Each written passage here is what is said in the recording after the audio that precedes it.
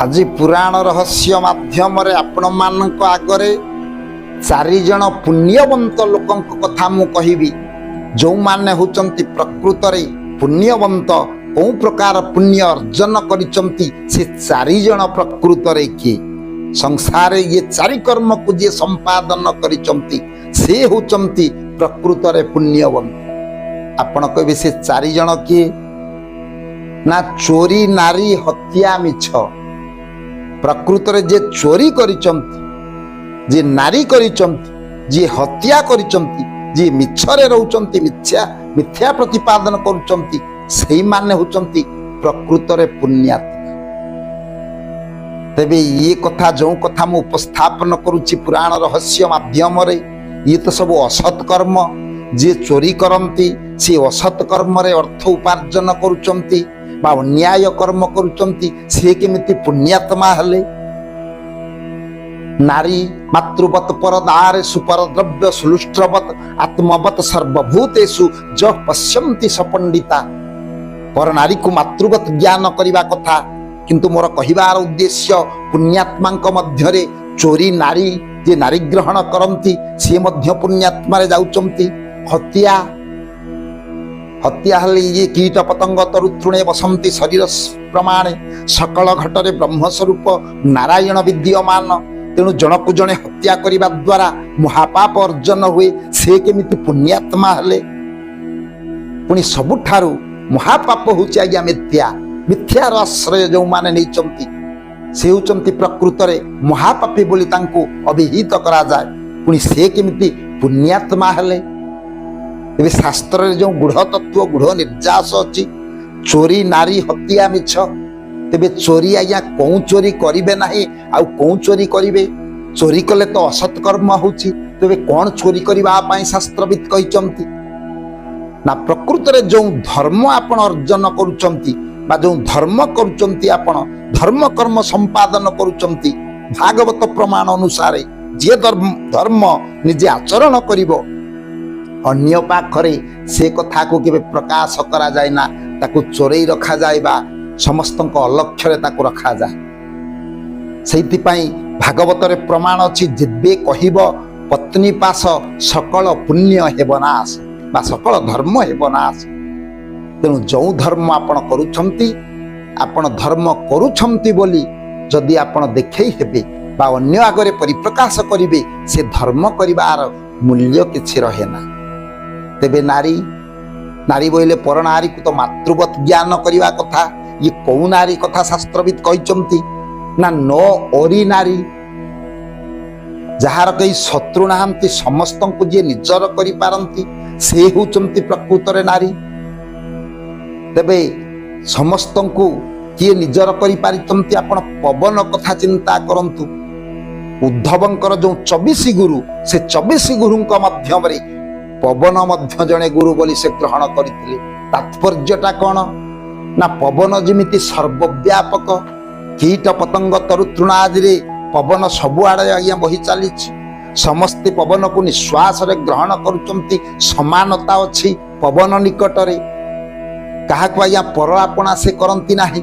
तेणु पवन भली समस्तंकु कीट पतंग तरुतृणादि रे जदि ब्रह्मर सत्ता को अनुभव करी समस्तंकु निजर बोली भाबिबो काहाको शत्रु ज्ञान करिबो ना सेही कर्म संपादन कले पुण्य फल अर्जन हुए से पुण्यात्मा रे गणन होन।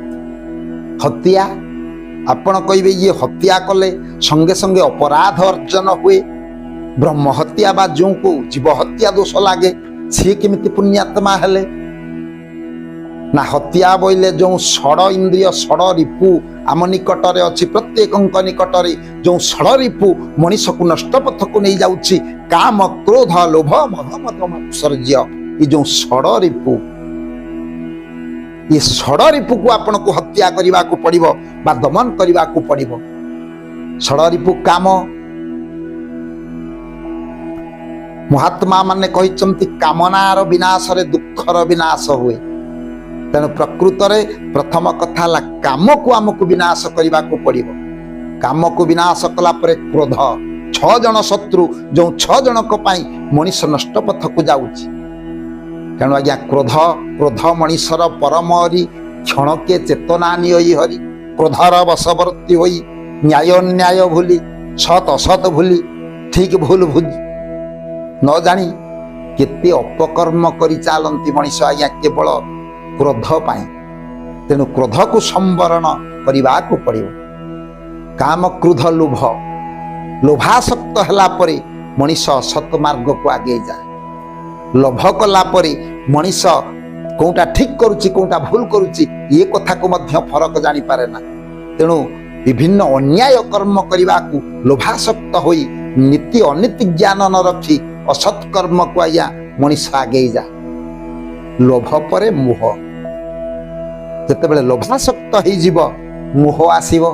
भगवत गीता मध्य प्रमाण दैचंती ध्यायतो विषयान पुंस संगास्ते स्तूप जायते संगात संजायते काम कामात् क्रोध विजायते क्रोधात् भवति सम्मोह सम्मोहात् श्रुति विभ्रम श्रुति भ्रंशात् बुद्धिनाश बुद्धिनाशात् प्रणश्यति।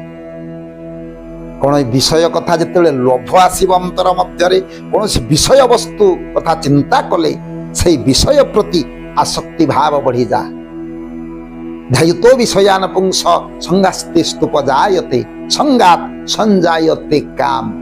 से विषय वासना रे बुड़ी रहिले काम भाव उद्रेक हुए कामत् क्रोध विजायते काम भाव उत्पन्न हेले क्रोध आपणा छाई आसीजीव।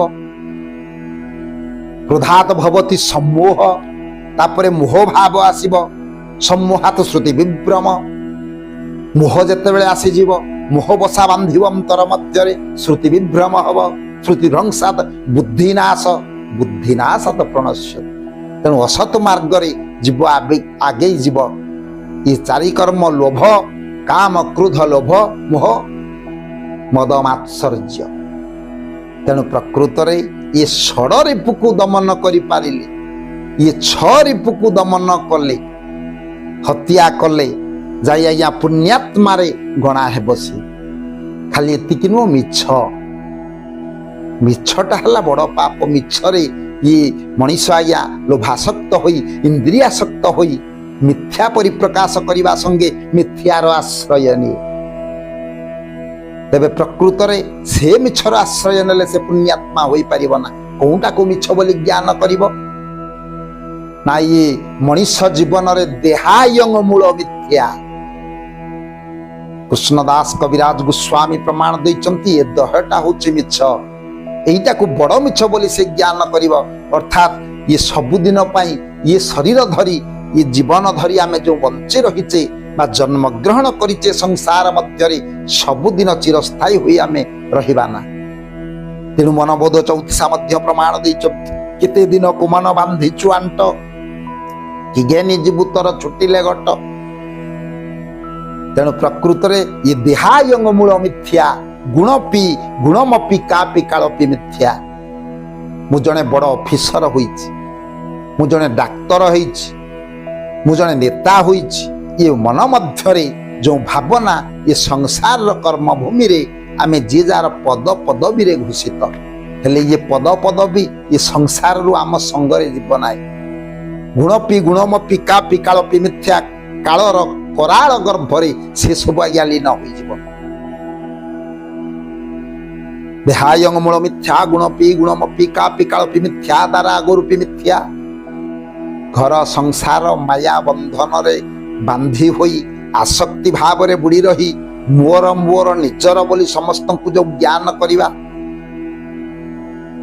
कहीं धनंच गृहे पशुपक्षी गोष्ठे जया गणद्वारे सुत श्मशाने मित्र बांधव सुहृद चिताग्नि शेषायां जीव परम धर्मे सहाय। प्रकृत ये संसार ये सब मिछ देह मिछ स्त्री मिछ पिला छुआ संसार ये माया बंधन ये सब किछि मिछ। यही भावनाटा जितेबेले उद्रेक हब आम अंतर मध्य। तेणु प्रकृत रे मिछटा को आमे उपलब्धि करि पारिबु। सेइथिपाई अभिराम ठाकुर मध्य पदटे कहिचंती गुरु करि जे न शिखिला मिछ।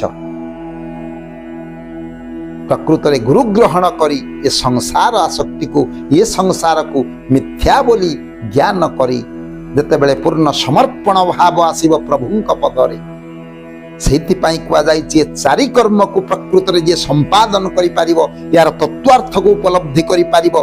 चोरी नारी हत्या मिछ ये चारि कर्म को संपादन करि पारिले प्रकृत तत्व बुझी ये कर्म को जदि संपादन करि पारिबो निश्चित भाव से पुण्यात्मा होई ये संसार सागर रु प्रभुंकर करुणा लाभ करी ये संसार रु से तरी स्वल्प समय कथा वस्तु ये पुराण रहस्य माध्यम आपण मानक आगरे जो परिप्रकाश कली ये स्वल्प समय कथा वस्तु को आज मु विश्राम दउची। परवर्ती अध्याय रे आउ गोटे सुंदर कथा वस्तु नहीं आपण मानक आगरे मु उपस्थापन करी। से सर्वे भवन्तु सुखिनो सर्वे सन्तु निरामया सर्वे भद्राणि पश्यन्तु मा कश्चित् दुःखभाग् भवेत्। ओम शान्ति ओम शान्ति ओम शान्ति।